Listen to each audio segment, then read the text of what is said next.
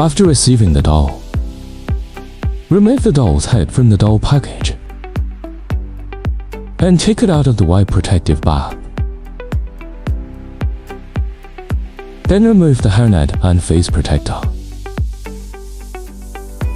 Gently remove the rubber band securing the hair. Install the doll head onto the body or headstand, according to the head installation video. Firstly, hold the middle section of the hair with one hand. Then use the comb to brush from the middle parts downward. Please note that do not brush directly from the top of the head to minimize hair shedding. If you encounter tangles, do not forcefully pull them apart. Hold the hair above the tangle with one hand.